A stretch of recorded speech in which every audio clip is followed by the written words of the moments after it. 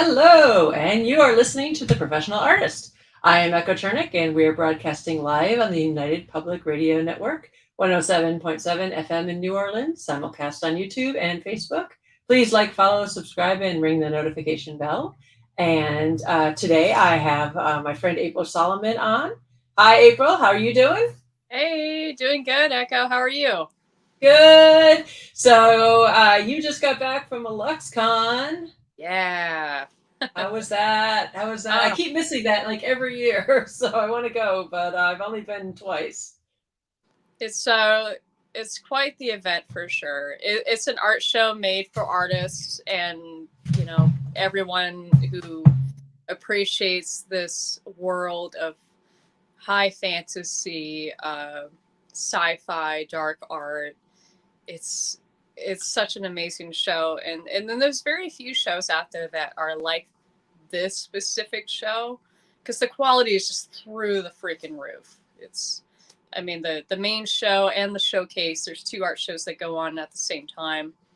Um, the main show goes on for 5 days, and that's the show that goes on from Wednesday to Sunday from 10 to 5, and then the showcase, that's the evening show, and that's from 8 o'clock till midnight, and that's only a 2 day show.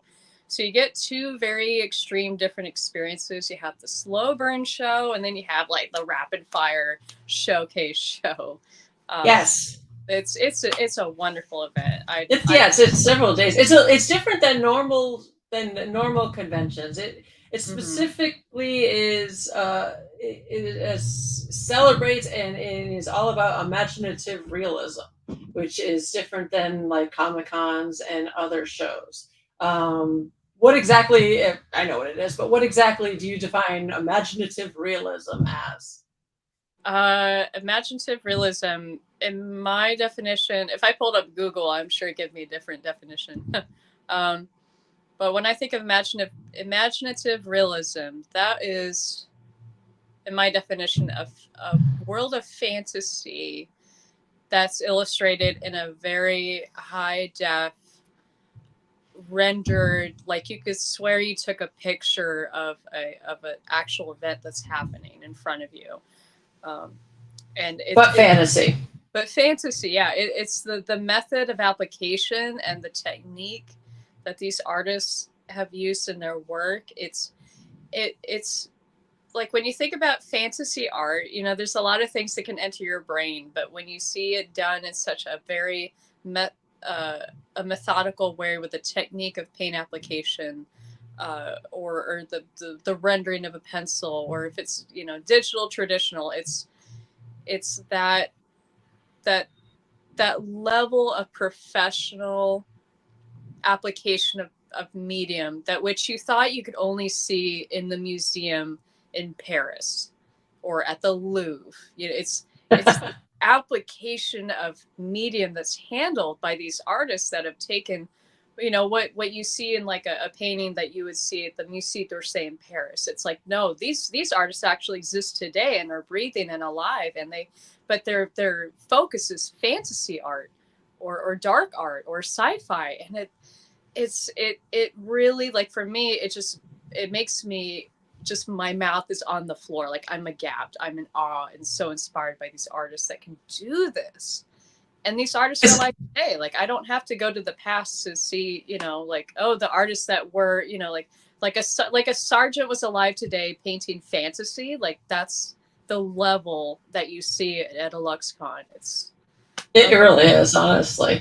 I know. So, And because you've it, been there. I I've mean, been there. agree, or Yeah. what's your definition? I'd love to know what do you Well, think?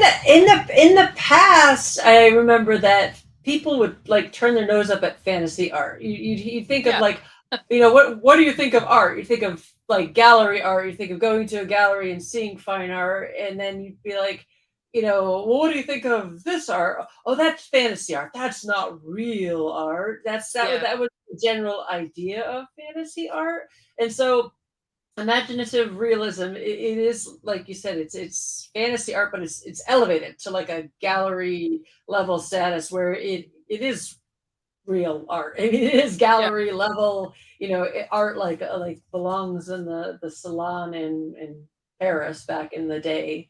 They used to have. I was just remembering that looking up. They used to have what was called the Salon in Paris from I think it was like 1660 or something to like late 1800s, where everybody would go to view the big paintings every single year of all the masters and everything. And that's sort of what a Luxcon is nowadays. You go and you view all the masters' paintings of imaginative realism.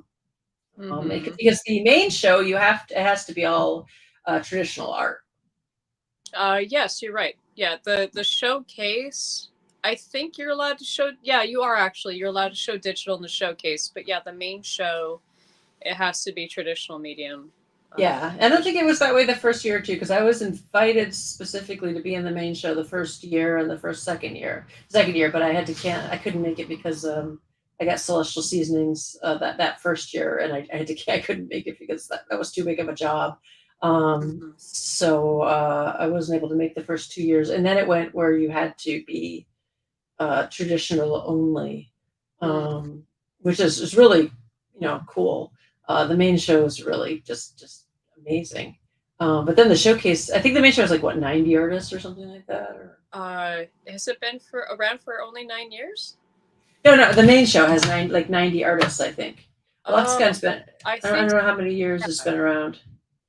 yeah, I Uh, believe so. And it's you've got the main floor, and then you have the I think there's the second story, then there's no third story. Um, but then there's the fourth floor. So there's it three says founded in floors to 2008. park. Yeah. 2008 it said founded. So Oh wow. that Okay. sounds about right. Yeah. Yeah, so that was about the same year I got a lot of social seasonings, 2008. So, yeah, yeah, it's the main. It was in it's in Reading, Pennsylvania. It was a really Yeah, cool building it's in too.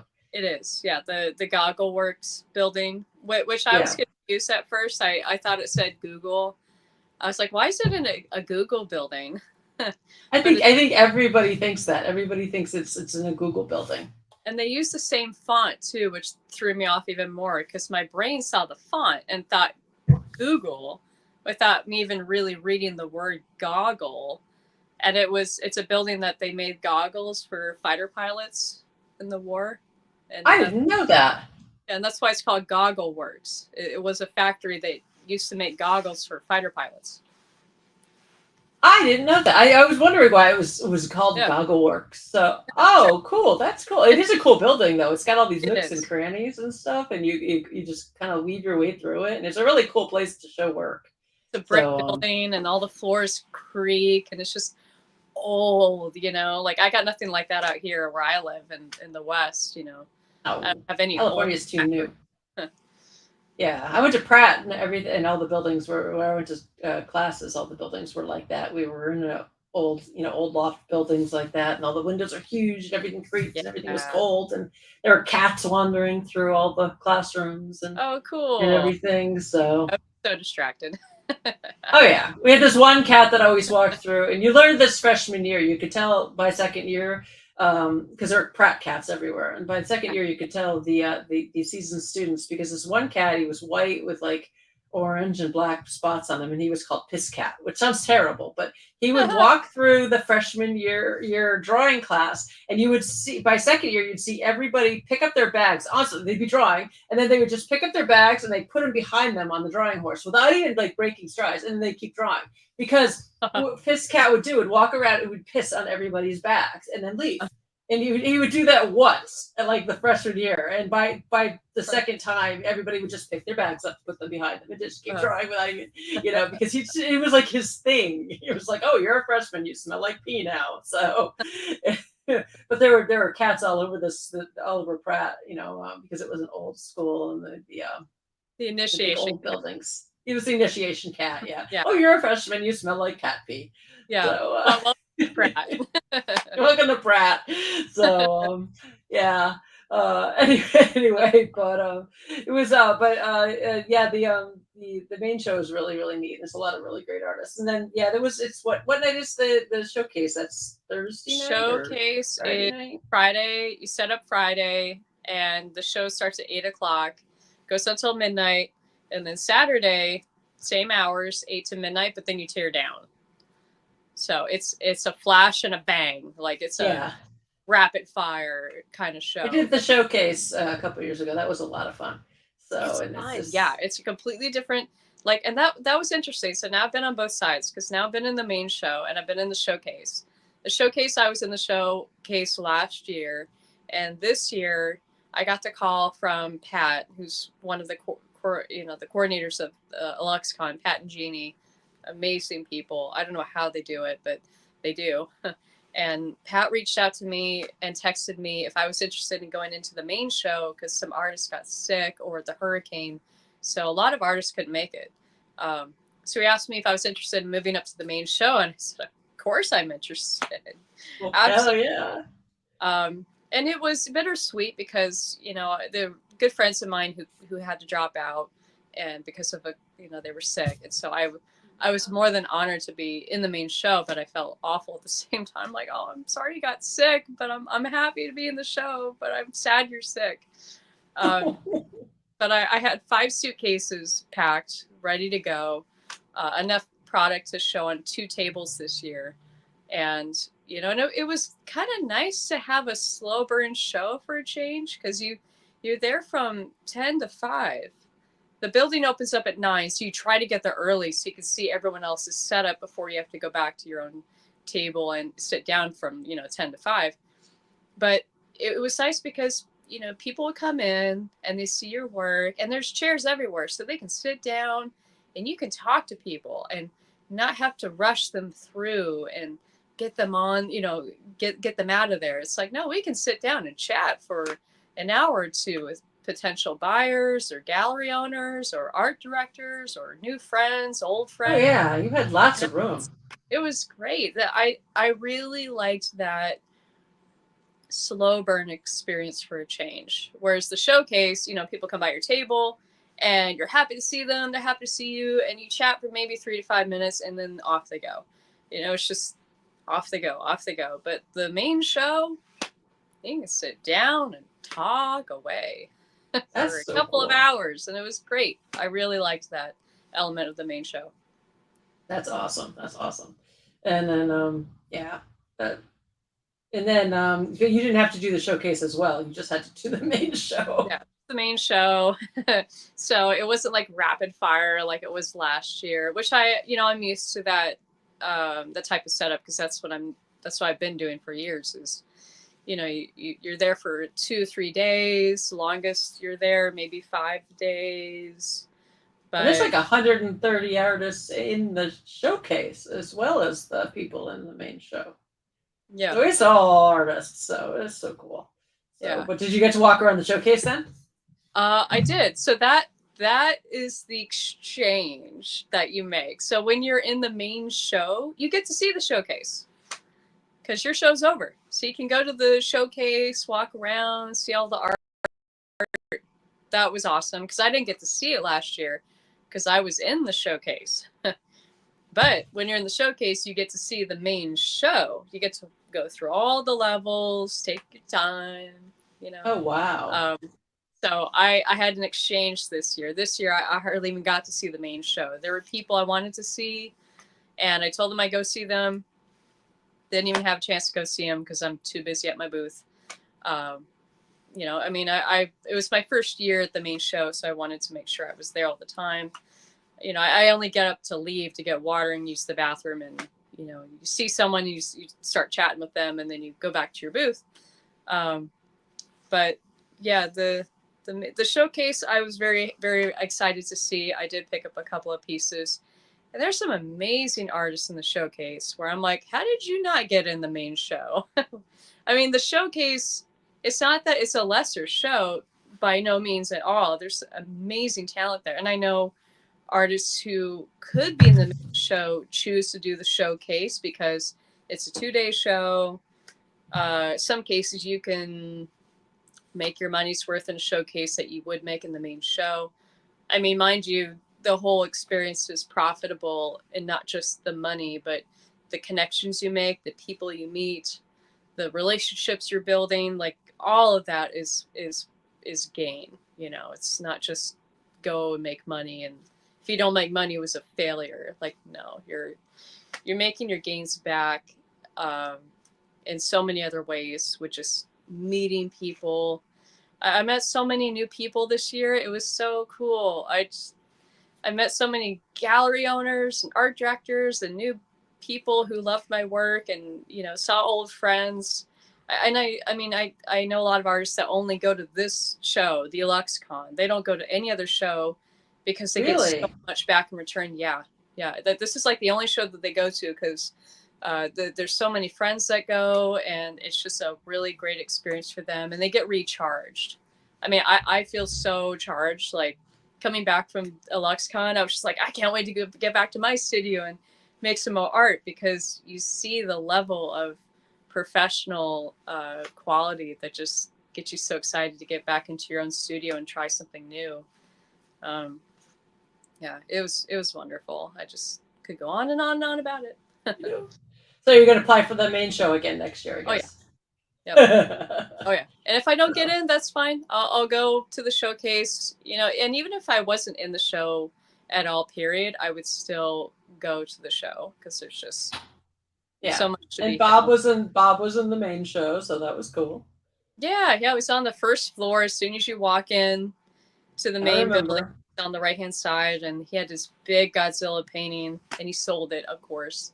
Oh my God, cool. And his wife That's was so selling awesome. paintings too. She was doing great.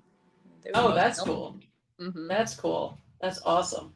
So yeah, eventually I'll get there back there. I wanted to go this year, but I was too busy with everything else. So I'm always too busy. It's just like it's not convenient. It's because it's all the way across the country for me. So uh, Understandable. I'll get We're in the back same there. time zone, you and I. I know, but get the gallery to run too. So, Yeah, but let's get those but kids. yeah, I know. But you got 5 suitcases that you didn't charge you a fortune this time to bring. That's right. It did not cost me a fortune. I finally made my Media Pass badge, so that has been super helpful.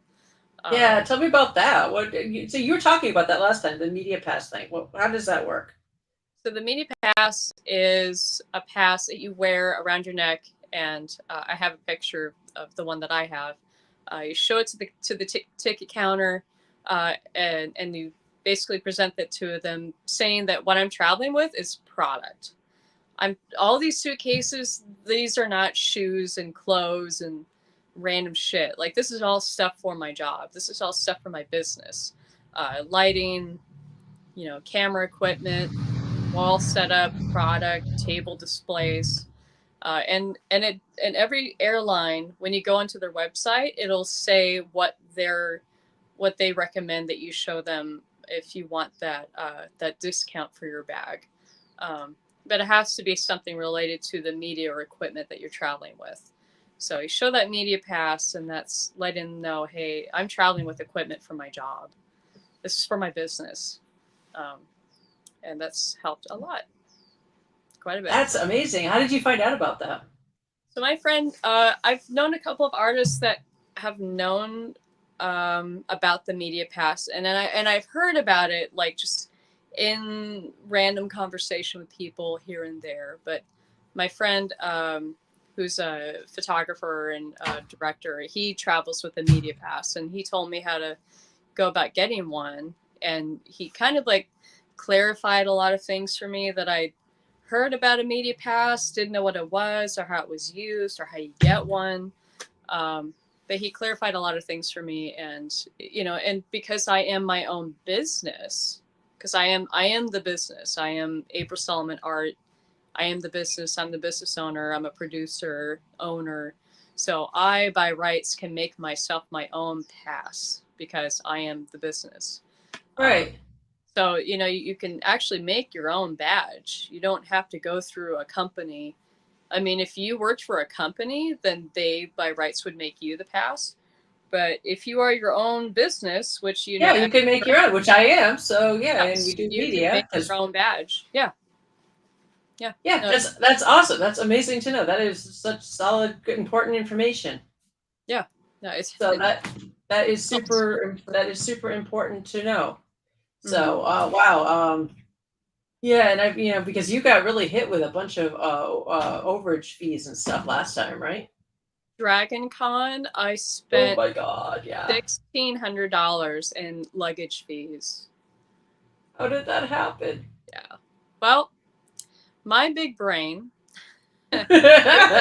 brain, I thought if I get a big black container, like I got one of those Home Depot black cardboard containers with the handles and it's got the big wheels. I thought Uh-huh.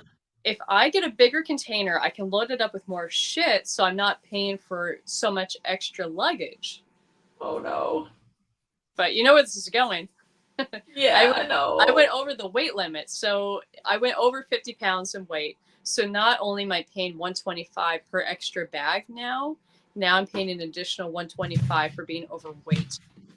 So I now can't I'm believe they essentially charge you paying that much extra. $250 for one bag. And I had 5 luggages to pay for. 2 were free, like 2 are just free. But then if you go over the weight, then you're still paying the 125. So I just completely ruined myself. Like Oh, how I learned, I have to do everything wrong first, the that's maximum what. free before I learn a lesson. See, this is why we're doing this podcast so we can share the information. So Share it. we can Yeah. share it and we can help each other not make those mistakes. Hopefully, Mm-hmm. Yeah. so And yeah, Southwest is the airline I use because they allow 2 free bags. You don't have to pay for them. Everything else after that is 125 per extra bag. Mind you, you don't go over the 50-pound limit, but if you have that media pass that says that I'm traveling with equipment for my job, then yeah, it's deducted down to $75 per extra bag. So you save a lot of money. yeah. No, that's amazing. So I'm gonna look into that for sure. Because we travel with a lot. Do you know anything about international? Have you gone international at all with it, or?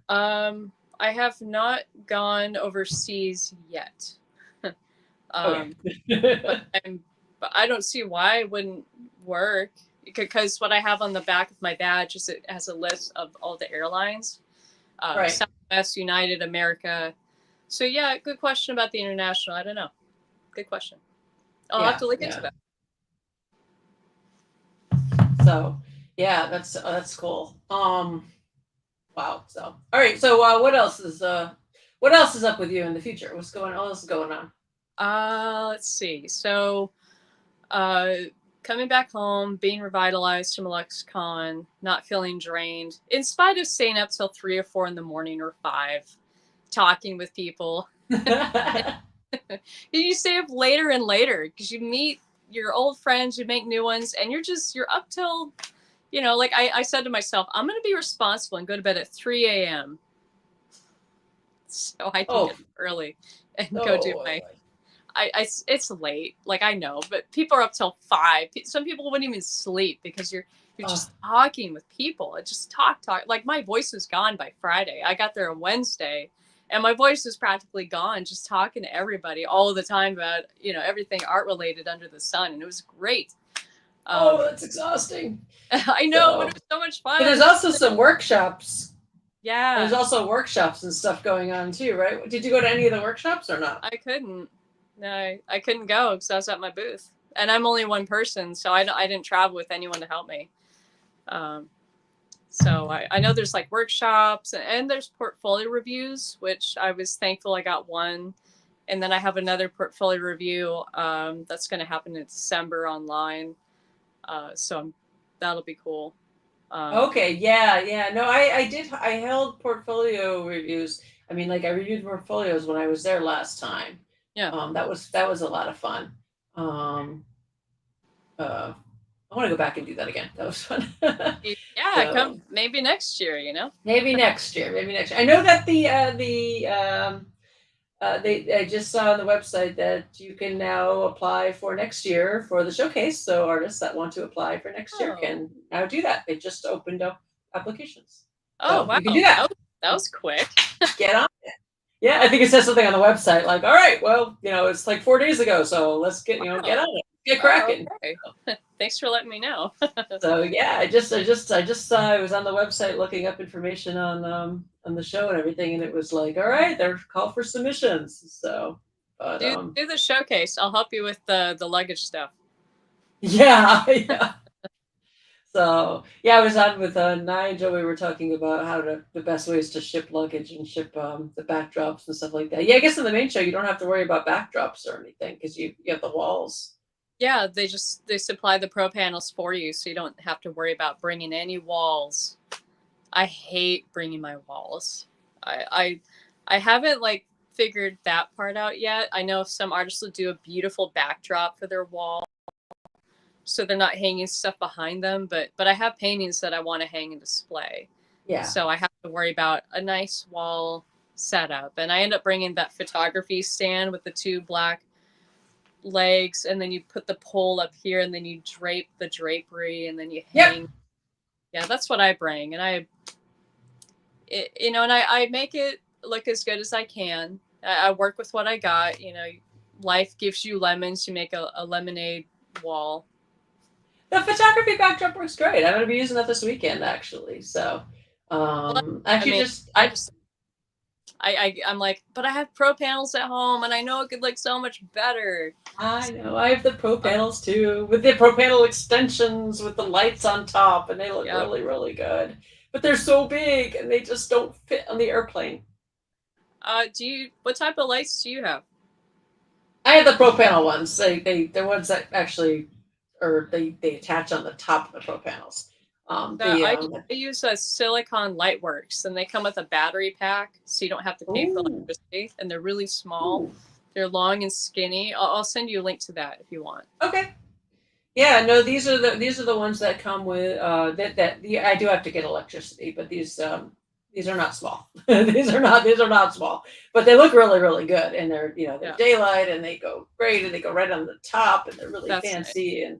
and they're amazing. They're just they're not small. They're they actually have the big tracks and everything. I managed to drop an entire wall on top of one of my helpers last show. Oh. He was fine. He was fine. I said proof of life to his mom, and I'm like, look, yours that's fine. She's like, what? Huh? So I'm like, nothing to see here. She's like, that was just random. Yep. So I'll send you the Silicon Lightworks information. The lights themselves are about 1.5 feet long, and they're really skinny.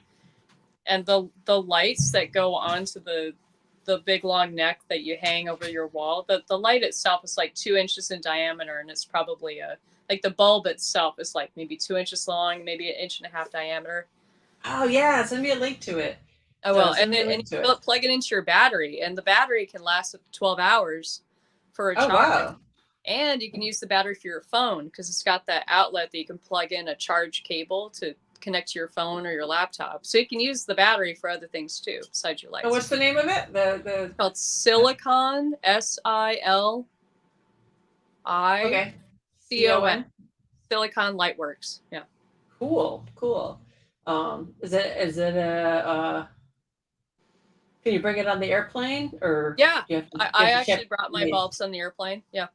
Okay. Do you have to check them underneath? Because I know some things you can't bring and carry on. Yeah, I this is how I learn. I'm like, I just want to bring it on board to see what they say. They didn't say anything. I have packed my lights, like the actual light stand, in my luggage. I've never taken them on my carry-on. But yeah. I did bring a bulb on my, I checked it in my bag, and I went through the TSA, and they didn't say anything. Oh, cool. Okay. But I packed them really tight in my luggage so they don't bounce around, and I've never had a broken bulb. So. That's good. Yeah, well, I dropped my lights onto a guy, and they didn't break, so I think they're pretty durable. So I mean, so far so good. But yeah, things get pretty beaten up when you travel with them. So I just made cool new displays. Actually, I was doing that this morning. My hands are still covered in spray paint. Sometimes you have to make displays for things. Right. I have these small cat prints that are 5 inches by 5 inches, and I've been trying to find the perfect display box. First, I got these boxes, and I painted them, but all the paint would chip off, and they wouldn't work well, and they just weren't tiered well. And then I got these other boxes, which were good, but they were just meant to be temporary. They were kind of deep and they were fine. And finally at Daiso, I found these other boxes. I get the ones you sent me, which were perfect. But Okay. they're too deep and they're better for like storing them for me to flip through. The bus Okay. ones. They look like little buses, so all my cats are riding in these little buses, which are fantastic. But for the front of the display, I wanted something that was not quite so deep, so people could look at the prints a little bit easier. And so I finally found some, and they're like, I guess they're like stationary holders, but there's only like two. They're like little, and they're like kind of scalloped edges. There's only like two little holes in them, and they're really cute. But they're off white, and they weren't like perfect. And so I ended up buying foam and like constructing this entire like shelf system with glue, and then spray painting the entire thing black so it looks like it's like wrought iron. It's a really cool Art Nouveau looking thing now. So yeah, I'll have to send you a picture of it. It looks really not like the thing that I bought at Daiso at all. It now looks like it's this whole like cast iron, wrought iron piece that's fancy, and it's all constructed, made out of green foam that I bought at Lowe's, and hot glue gun and cat fur and pieces of my skin and stuff. But sometimes you have to just kind of like construct things yourself. I don't know. Have you ever had to make your own displays? Oh yeah. And foam board is like, foam board will save you every time. Oh yeah. It's strong enough. You can cut into it. You can shape it, hot glue it. You call upon the early things you learned when you were a kid about the power of hot glue. Changed my world when I was a child. I didn't even realize there was like, apparently there's two levels of hot glue, because Laz bought me a professional hot glue gun that's like hotter than the kid hot glue gun, and I was like, there's different hotnesses to hot glue, and I didn't even know that. I was like, and then I was using the one he bought me, and I was like, okay, this is hot glue, and then I ran out of the glue, and I pulled out the other hot glue gun, and I was using that, and I was like, wait, this hot glue is not as hot as the other hot glue. I'm like, this is the kid hot glue gun. They do have different temperatures. So now apparently I know that kid hot glue guns are not as hot as professional hot glue guns. I think my parents just gave me a real hot glue gun when I was a kid, because this was like the 80s. They didn't know any better, and I didn't know any better. I just learned to be really careful. Like us in the easy bake ovens, you just like, just stick your hand in there. You're fine, kid. Right. So, yeah, I think I had a real hot glue gun as a kid too, because I don't remember hot glue guns being not, taking just the flesh off your fingers. So because you have to be careful. You just took your fingerprints off. It's kind of fun after a while. Men in Black made you tough. Made you tough. So, but yeah. So so what else? Yeah. You end up making, just sometimes you get to the show and you don't have what you need to set up, so you have to borrow and beg from other people to figure out how you're going to display stuff. Sometimes you don't have the right print stands and everything else. So I have a con artist kit that I bring every time, and I always go through the box. In fact, I should have brought it with me to share. But I always have two square readers. I have one that I'm using, and then a backup for whatever reason. And then I have super glue. I have clamps. I have tape. I have magnets. I have zip ties. Have to have zip ties. Oh, I got so many zip ties. I got different and like all that. I got the whole zip tie family. And then you have the Velcro, and then you have a screwdriver, and that actually came in handy. And I had clamps too, and I have the clippers, like the little baby clippers, and that came in handy when I had a light that went bad, and I looked inside, and one of the metal like bits from the bulb broke off inside the light, so I had like the perfect tweezer to like pull it out, and it was fine. I have like, you got to bring extra pens, because you're just going to lose the pens. You're going to, people are going to borrow them, and you need the pen to like write in your guest book, or whatever you need a pen for. And I always bring a notepad, because I take notes. You're so organized. You probably have a first aid kit too, right? I guess I could use duct tape and super. That's first aid. I did that. Yeah, Yeah, I cut my finger and I ended up putting duct tape around it, and yeah, I that worked. got infected. That it didn't work well. No, Oh, don't do that. are Yeah, they going to say it worked perfect? no, it didn't Because work they use perfect. super glue in the hospitals. That You know, is true. They do, they do use super glue in the hospitals. I guess I should have just super glued it shut. So they that just probably would have been better than the duct tape. So yeah, it general. ended up getting infected. It was really not a good idea. It kind of went poorly that way. So, but probably because there was so much grime while setting up because the floor was all gross and dirty and stuff. So Oh, it yeah. was so Yeah. setting up is so gross. So, but it's just Oh, kind of amazing when you go to a show and you see how empty everything is, and then when the show opens, everything just looks so shiny and pretty and set up. You know, yeah. it's It's, you know, it's taken me, like, this is the first show that I've done. And I actually had to calculate how many years I've been doing shows. I've been doing shows for over 15 years. I know you've been doing And them longer than I have, I think, or the same but amount. but I feel like I'm finally to figure out what I want my signs to look like. 15 years. I feel like I'm finally liking what I'm doing. And then that will change in a year. You know, it's always Yeah, changing, probably. as you know. Like, I mean, how often do you find yourself change your setup every time you do your show? Yeah, a lot. Yeah, yeah. Yeah.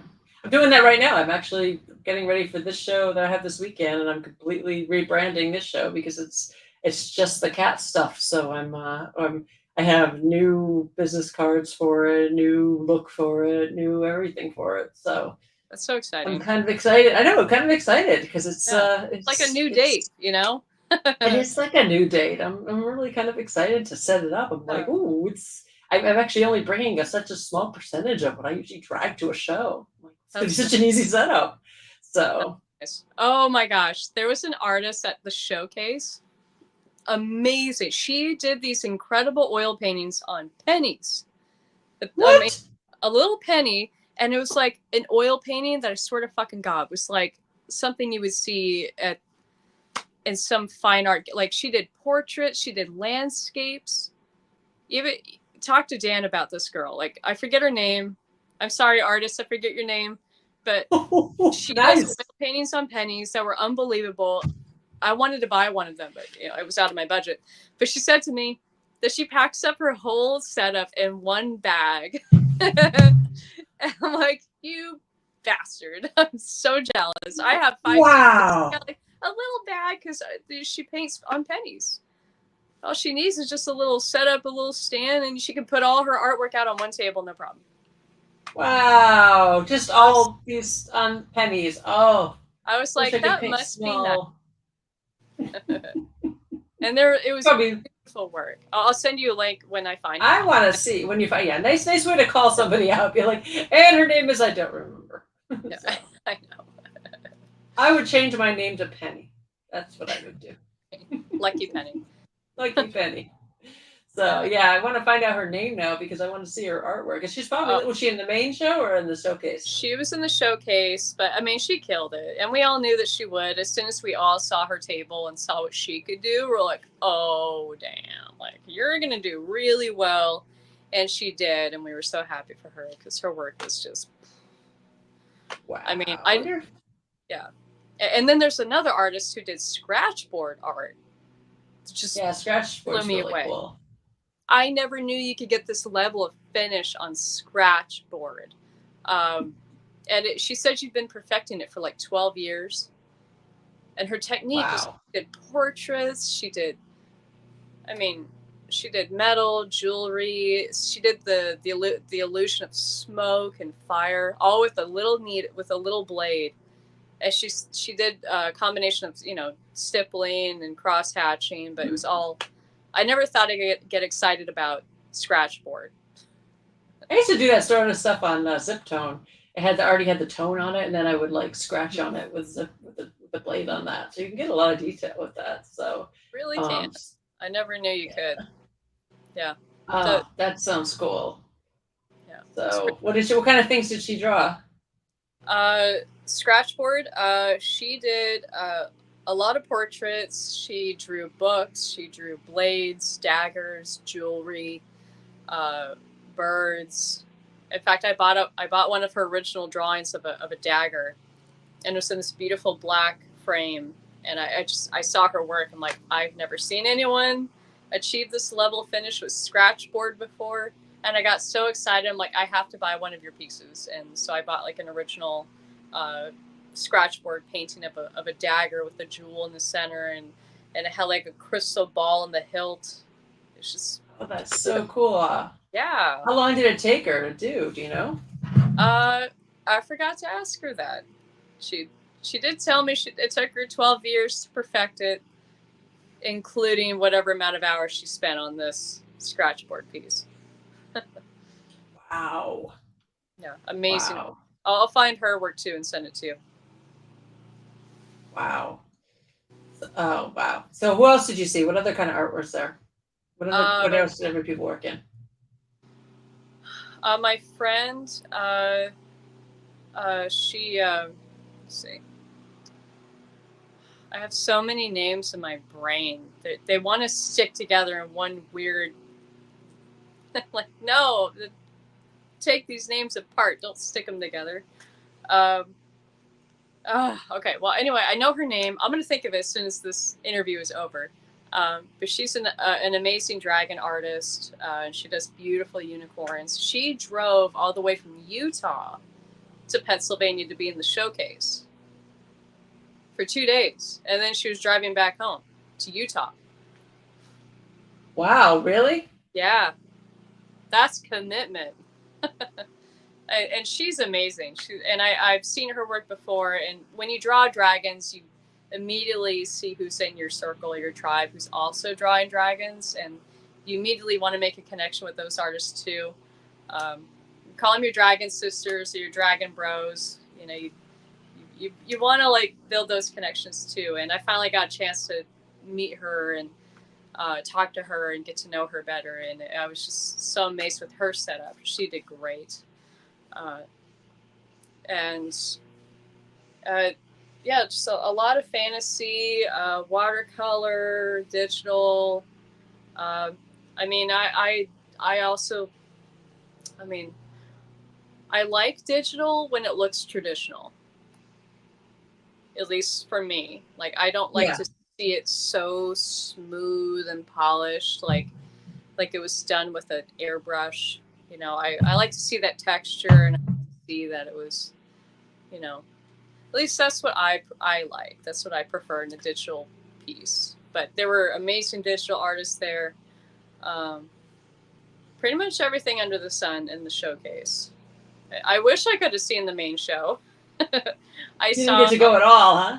Not really. No, I mean, I just was always rushing through, and like Donato's painting of the scene at, you know, when the hobbits and Gandalf and, you know, the elf are going down into the dwarven mines, and Gandalf is fighting off the Balrog.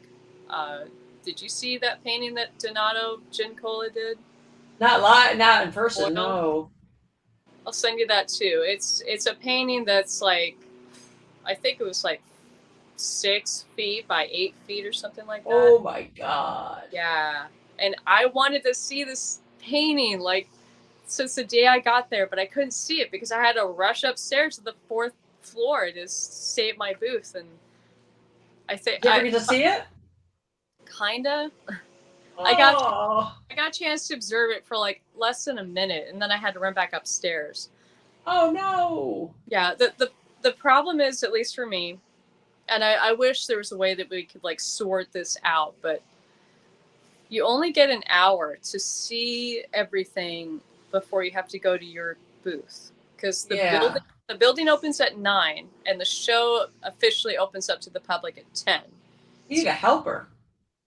I do need a helper. I know technically I have an hour, but yeah, I need a helper. But it would be nice if the artists, just had a day maybe to ourselves to just walk around and see everything. So maybe they could just shut each floor for like an extra hour or something. So they could be like, oh, 4th floor is closed for like 3 hours so that those artists can walk around. So that would be cool. You Because it's know? also the thing is you stay up later and later and later, and so it gets harder and harder to wake up earlier and earlier to have breakfast so you can get your ass over to the building to see everyone's art before you have to go back to your table. Yeah. That's one Yeah. of the drawbacks. Yeah. So that would be my only Wow. critique. Yeah, I can't wait to go again. So, but what are the shows you got coming up next? You good for a while, or you? So that was the biggest show. It's interesting because I start out in the beginning of the year. I don't know if this is what you go through, but I feel like at the beginning of the year I have these little shows that I don't have to drive far. You know, they're local, and I don't have to fly out to any of them. You know, and then as the year progresses on, they get bigger and bigger, and I have to fly out farther and farther away from home. Um, Yeah. but now in November, I'll have a little show to be a part of at my yoga studio in Laguna Niguel, and I'll bring in the 3 paintings. Just simple little show. If I sell it, great. If not, whatever. Just to It's be a just part of local, it. relaxing. That's Yeah, nice. yoga. Yoga Yoga. studio. Now you Yeah. can actually relax at home, nice California, and make some more art. So. Yep. Yep. Make some more art, and and I'm getting better and better about reaching out to art directors at companies and feeling better. Like when I say better, I'm feeling more confident. Like I can reach out to these people and let them know I exist and that I would love to work with them. That's taken me years, Echo, to feel like I'm qualified. I guess is the Yeah. word. And I'm gonna admit it. Like I really can't wait to see what I'm doing in the next 10 years because I feel like I'm just starting to figure this out, whatever that is. And I know there's still always going to be more to learn. I'm never going to know all of it. And I wouldn't want to because the adventure would be over. You know, part of Yeah. the Yeah. part of the adventure is not knowing and being okay with not knowing, but knowing just enough to get you to the next stage. Well, that's the journey is we're just figuring it out, and then things keep changing, and we're figuring out new stuff. So that's how it goes. But just keeps it interesting. But yeah, eventually you figure out what you want your booth to look like. 15 years later, I'm going to start to figure out, 15. hey, I think I like this look. Like I'm It's finally perfect. liking it. This is exactly what I want it to look like now. This is just right. So, and then it's going to be out of style, and everyone's going to be like, I don't like that anymore. You're going to be like, Right. but this is, you Like know. papyrus, the font I'm using right now will be like papyrus font in 2 years. No, it'll be like, No one will Comic take Sans. it. But they'll be like, why? Oh no. So, but Yeah. you have commercial work coming up. I know you were excited about a couple commercial projects that you might be getting. Yeah. I'll be reaching out to an art director that I was in contact with for a few emails back and forth, and it's not for certain, but it's looking good. So, and I feel like actually I just feel really excited to have made that connection now. And if I get a job sooner or later, I'm fine with that. It's just now I have that connection, so that to me is like worth so much. Yeah.